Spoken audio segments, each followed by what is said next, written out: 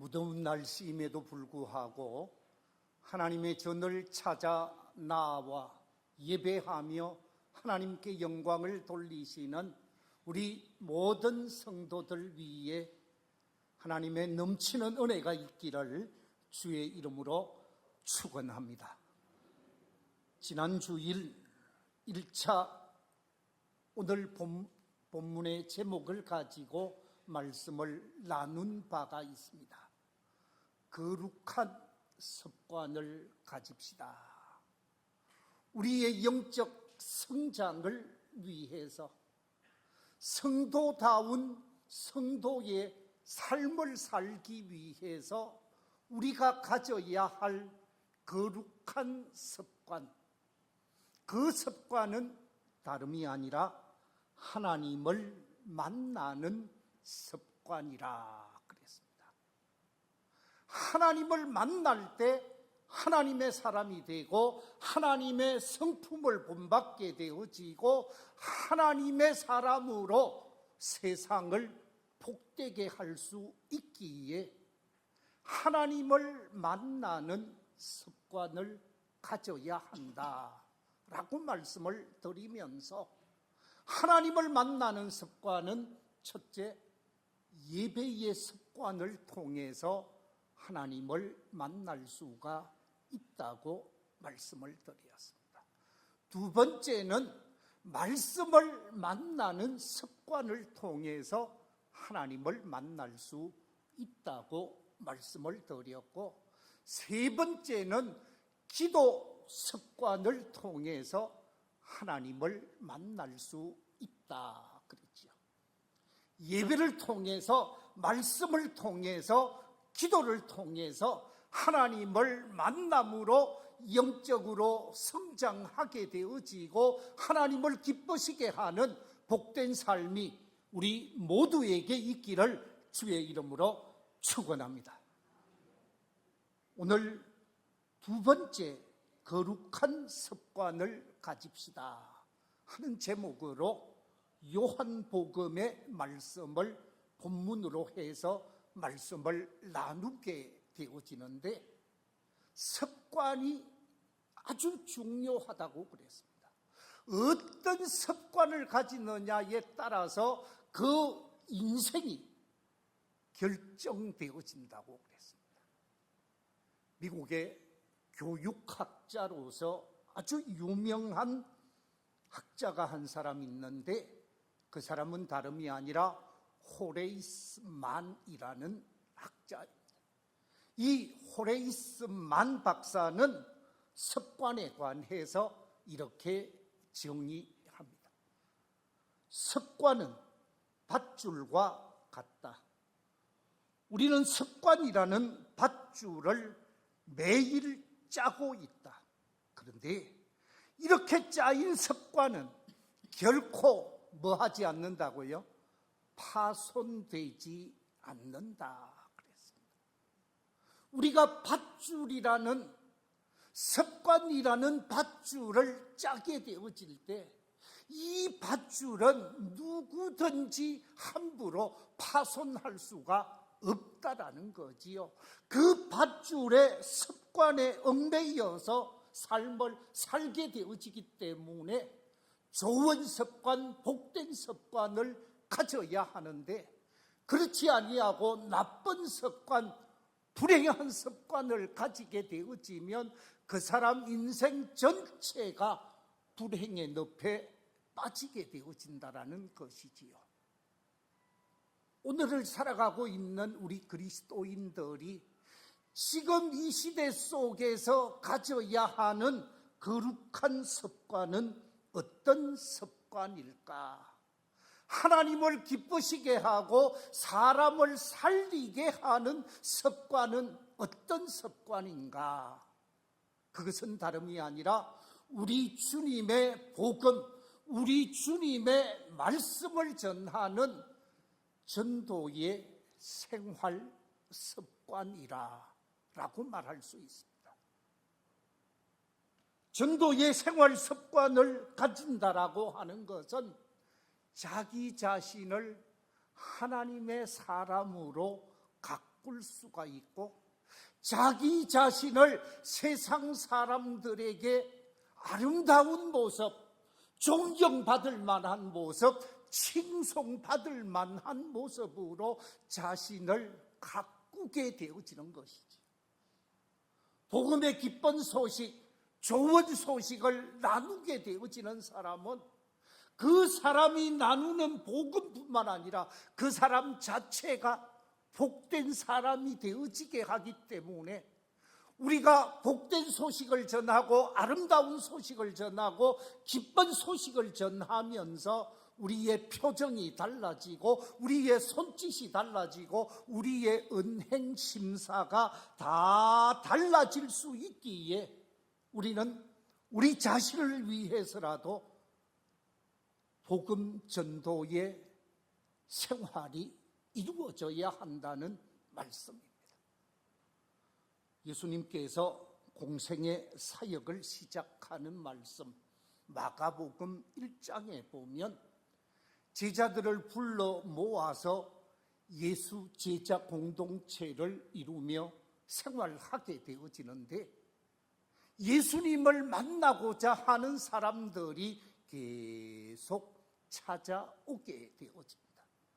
그런데 예수님을 찾아오는 사람들에게 예수님께서 어떻게 반응하느냐?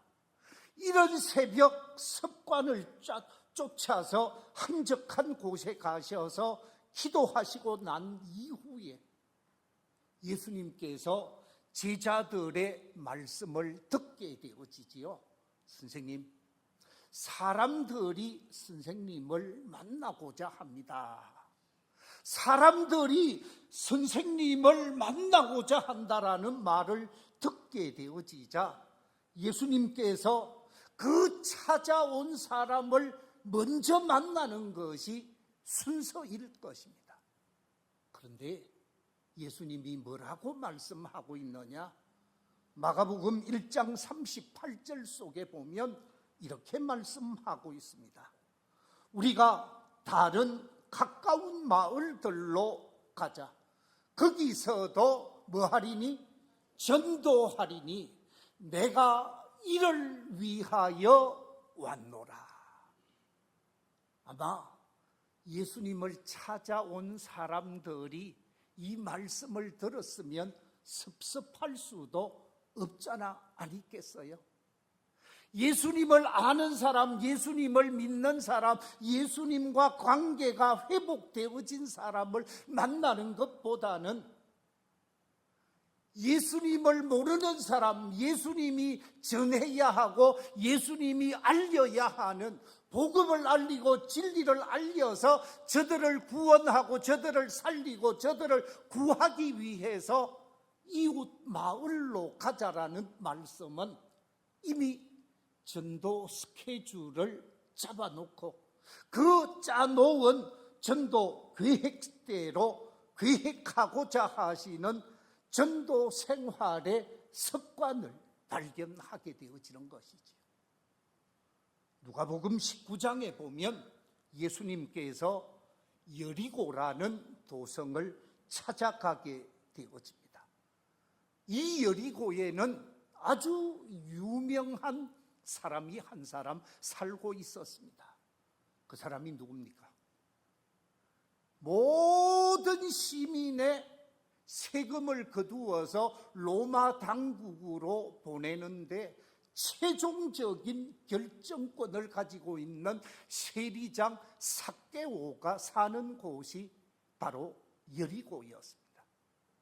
예수님이 여리고에 온다라는 소식을 듣게 되어지자 그 여리고에 살고 있었던 세리장 삭개오가 군중 속에 고독을 느끼면서 아무도 나를 찾아오지 않고 인정하지 않는데 내가 예수님을 한번 만나봐야 되겠다 마음으로 다짐을 하면서 예수님께서 이 거리로 오게 되어질 것인즉 내가 여기서 만나야 되겠다라고 생각을 하는데 많은 사람들이 그 거리에 나와서 예수님을 만나고자 합니다.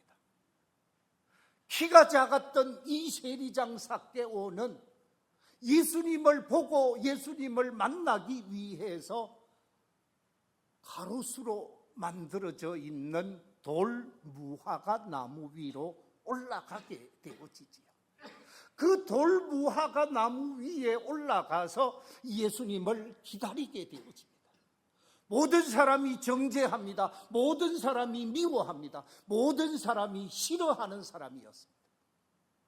그런데 예수님이 삭개오의 마음을 다 알고 있었는 것 같습니다. 지나가는 길에서 그 돌무화과 나무가 있는 그곳에 멈추어 서게 되어지고 그 나무 위에 있는 세리장 삭개오를 보고 내려오십시오 이야기를 합니다. 삭개오가 내려오게 되어지고 삭개오를 만나서 삭개오와 다정하게 걸어가면서 삭개오의 집으로 가게 되어집니다. 세상 사람들은 손가락질을 합니다. 세상 사람들을 문제시합니다. 왜? 저렇게 악한 사람, 저렇게 나쁜 사람, 민족의 피를 빨아먹는 흡혈귀 같은 사람을 예수님이 가까이 하는 것은 도저히 있을 수 없는 말이라고 생각하면서 어떻게 죄인 중에 죄인과 예수님이 함께 하느냐고. 예수님께서는 이 삭개오의 집에 가셔서 삭개오의 마음을 어루만져주고 삭개오를 넓은 가슴으로 포용한 듯합니다. 성경에는 없습니다마는 삭개오를 향하여 주신 아주 중요한 말씀이 누가복음 19장 9절에 이렇게 기록하고 있습니다. 오늘 구원이 이 집에 이르렀으니 이 사람도 누구의 자손이라고요? 아브라함의 자손이로다. 사람들이 정죄했습니다. 사람들이 미워했습니다. 사람들이 저주했습니다. 모든 사람들이 싫어하고 죄인 중에 괴수라고 생각하면서 삭개오를 향하여 등을 돌렸지만 예수님은 군중 속의 고독을 느끼면서 외롭게 구원을 갈망했던 삭개오를 찾아갔고 삭개오를 만나 주었고 삭개오와 함께 하면서 당신은 저주받을 사람, 당신은 멸망받을 사람이 아니라 당신은 아브라함의 자손이요 구원받아야 할 중요한 사람입니다. 그러면서 그를 품게 되었습니다. 그에게 말씀을 전하게 되어집니다. 그 사람이 감동할 수밖에 없었습니다. 나 같은 죄인도 사랑해 주시고 나 같은 죄인도 포용해 주신 예수님의 사랑에 감격하면서 자신이 가지고 있는 재산 전부를 함께 나누어서 이웃을 섬기는 놀라운 결단이 그 다음에 나타나게 되어지죠.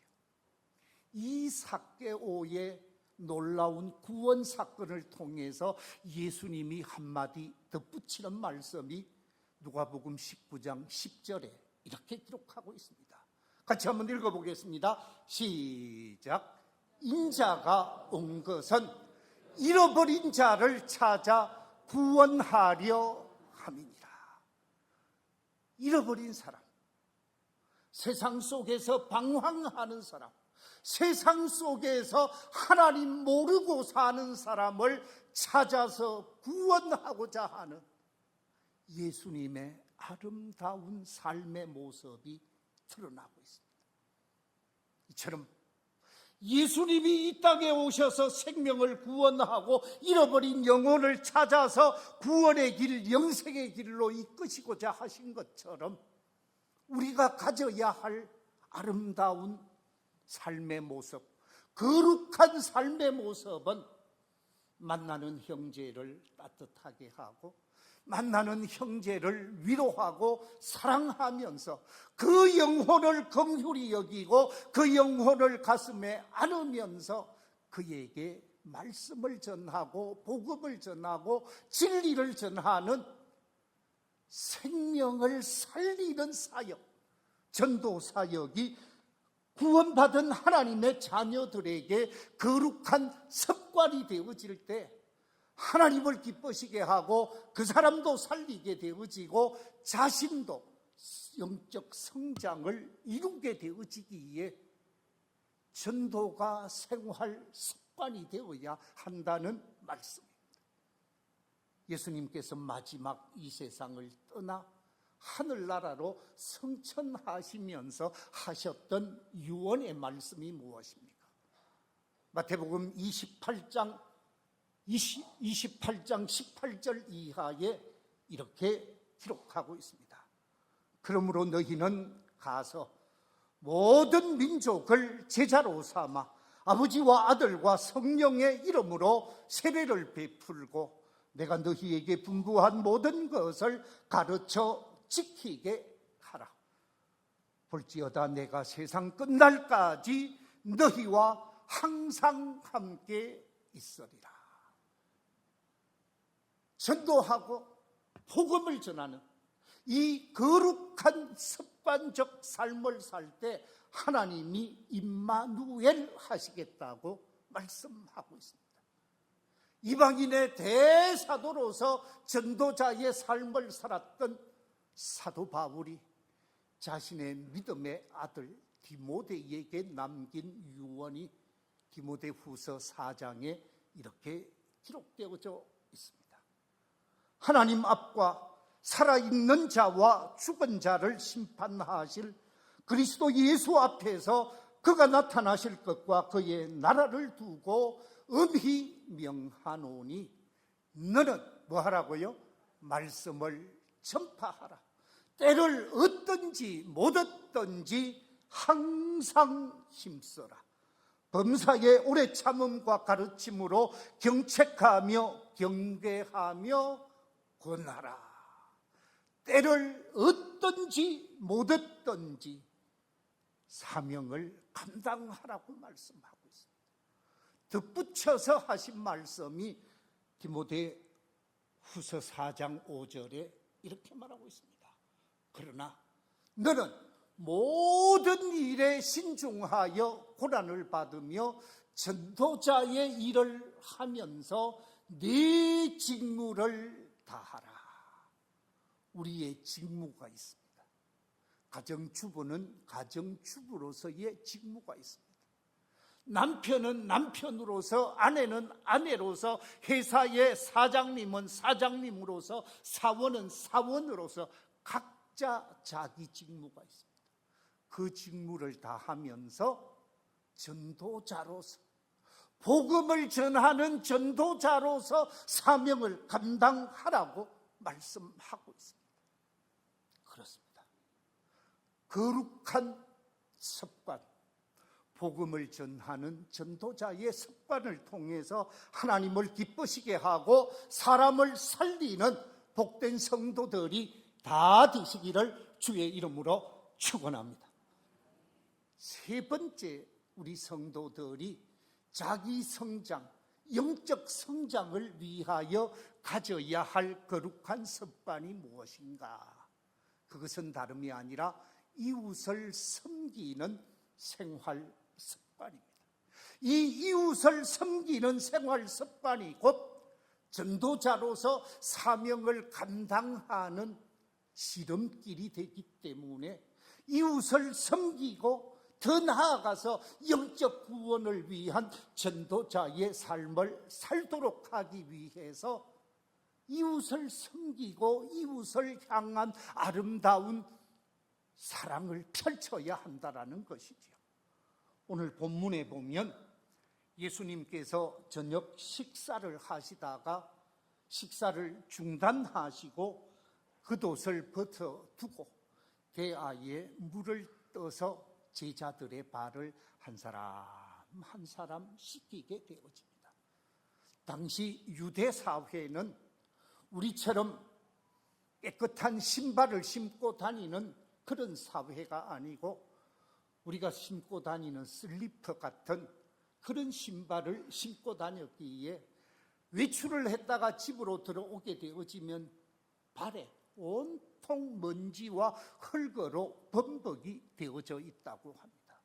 그래서 집에 들어올 때는 반드시 씻고 들어올 수 있도록 문화시설이 만들어져 있었습니다.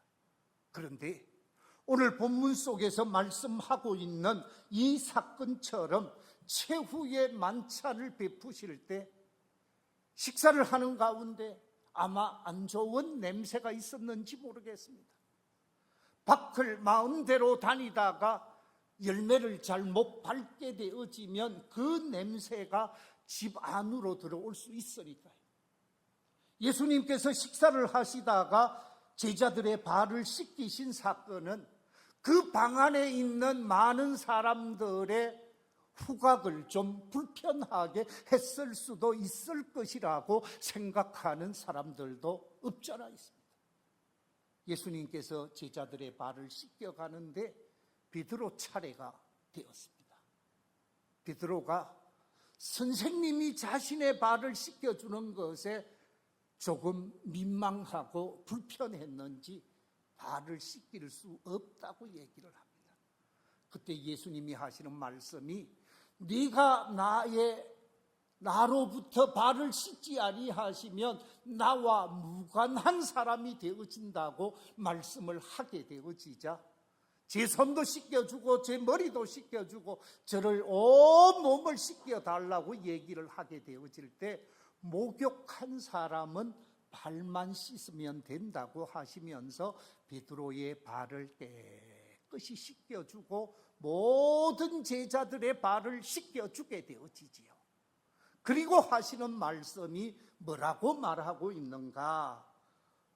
오늘 본문 속에 13절 이하 15절 말씀 우리 같이 한번 읽어보겠습니다. 시작. 너희가 나를 선생이라 또는 주라 하니 너희 말이 옳도다. 내가 그러하다. 내가 주와 또는 선생이 되어 너희 발을 씻었으니 너희도 서로 발을 씻어주는 것이 옳으니라. 내가 너희에게 행한 것 같이 너희도 행하게 하려 하여 본을 보였노라 그랬습니다. 내가 너희들의 발을 씻기는 거룩한 모습을 보고 너희들도 가는 곳곳마다 섬기게 하고 받들게 하고 본이 되도록 하기 위해 발을 씻겼다. 그러면서 섬김의 모습을 친히 감당하신 주님의 모습이 나타나고 있습니다. 그렇습니다. 우리가 이 땅을 살아가면서 예수님이 왜 이 세상에 오셨느냐? 발을 씻어주는 것으로 끝나는 것이 아니라 예수님이 이 땅에 오신 목적에 관해서 마가복음에서 이렇게 말씀하고 있습니다. 10장 45절 말씀 같이 한번 더 읽어볼까요? 시작. 인자가 온 것은 섬김을 받으려 함이 아니라 도리어 섬기려 하고 자기 목숨을 많은 사람의 대속물로 주려 함이니라. 그렇습니다. 예수님께서 이 땅에 오신 것은 자신의 몸을 들여서 모든 사람을 섬기기 위해서 오셨다고 하시면서 예수님의 섬김의 절정은 어디에서 이루어졌는가? 바로 십자가 위에서 이루어졌습니다. 십자가 위에서 자신을 온전히 제물로 드려서 살이 찢겨지고 피가 쏟아지는 그 대속의 제물이 되어지면서 모든 사람을 살리고 구원하는 놀라운 역사를 갈보리 십자가 위에서 행하게 되어집니다.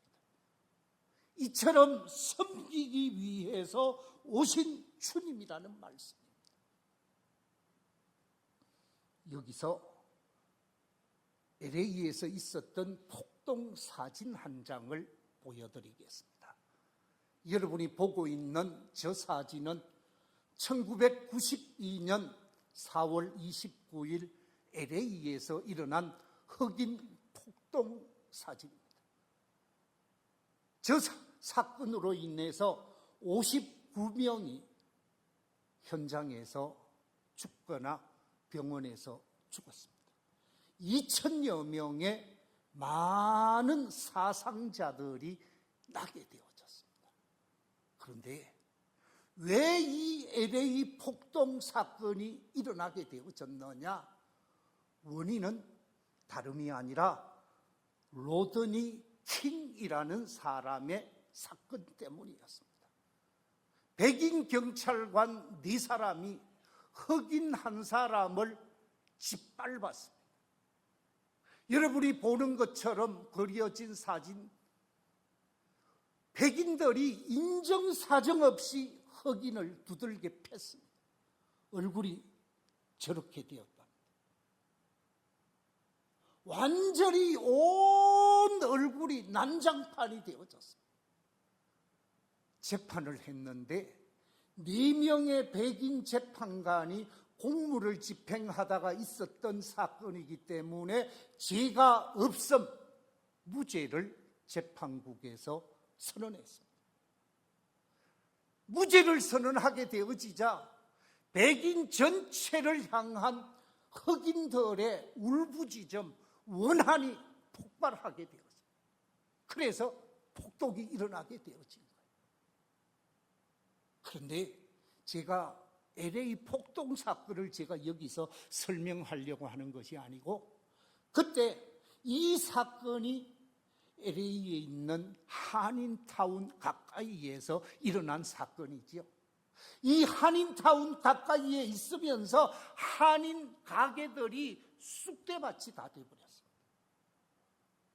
약탈하고 빼앗아가고 훔쳐가고 온 가게가 쑥대밭이 되었는데, 그 가운데 하나의 슈퍼마켓은 전혀 손실이 없었다는 거예요. 도리어 그 폭동 사건 속에서 물장사하고 음료수 장사하고 과일 장사하고 하면서 장사를 더 잘했다 하는 가게가 하나 있었어요. 왜 그렇게 되어졌는가?